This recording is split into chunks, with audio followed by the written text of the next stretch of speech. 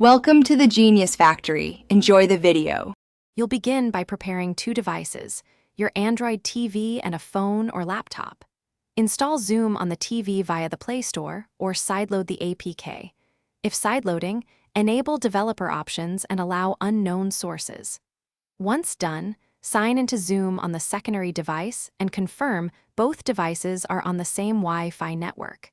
Make sure your TV and remote are responsive. This gets you ready to mirror or cast the active Zoom meeting from your primary device to the TV.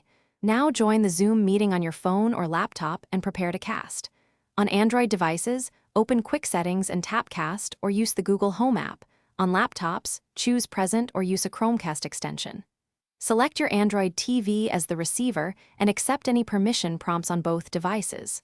Once connected, your TV displays the meeting video and shared content.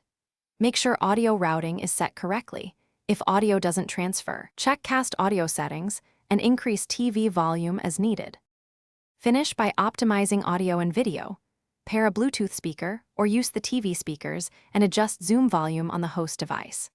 Once done, close background apps and lower video resolution in Zoom settings to reduce lag.